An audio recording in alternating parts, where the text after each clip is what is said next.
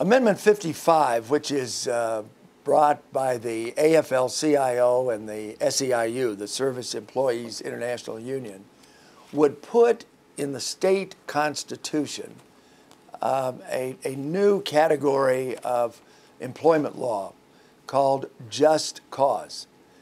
Currently, Colorado, along with virtually every other state in the union, perhaps but besides Montana, is an at-will state. That is to say that employees who fail to perform, who are doing things that are hurting the company or hurting a nonprofit or hurting their ability for a company to operate, they can be terminated after they have been properly admonished and counseled. They can be terminated at will. They're an at-will employee.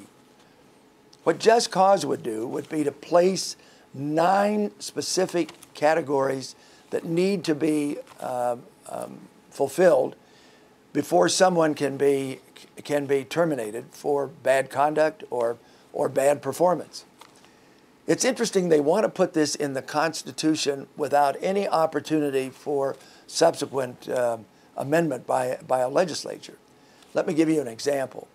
In Montana, which tried this approach, they did it by statute, and it has been amended, I believe, 4 or 5 times by the Montana legislature because unintended consequences were the result of bad legislation.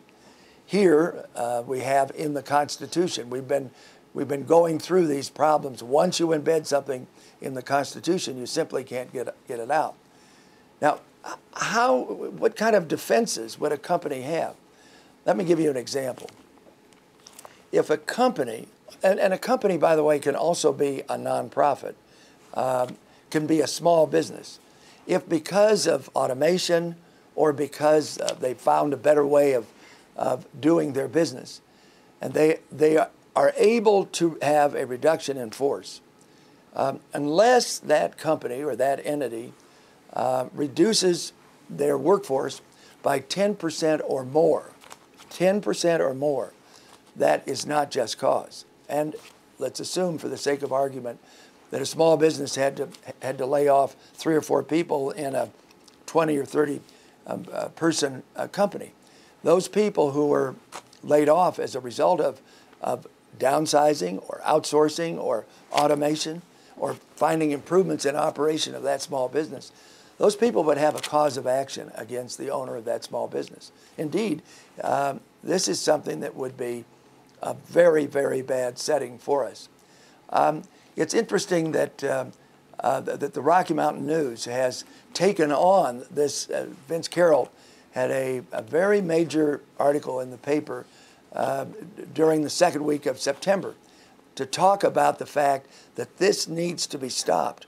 This will bring a time of uncertainty and, frankly, a time of chaos with regard to the employment law and the applicability, the even-handedness of employment opportunities in Colorado. It's bad for business, and it's bad for Colorado.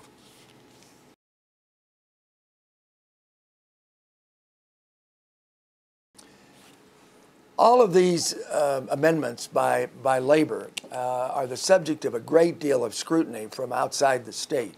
Again, those amendments are Amendment 53, dealing with criminal liability of boards of directors and executives, Amendment 55, which would replace an at-will state of Colorado with a just cause state, and these specific areas of employment law. Amendment 56, which deals with health care, and Amendment 57, which deals with safe workplace.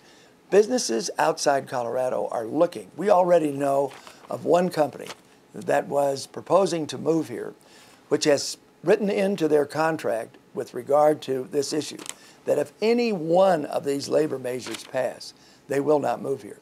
So our ability to recruit new companies into Colorado and to try to retain the companies we have and help them grow are going to be seriously jeopardized.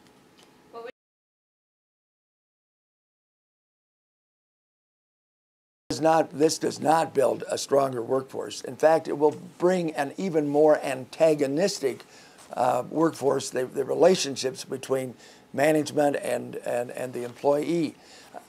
Again, this is a question of affecting the unintended consequences of affecting large and small business.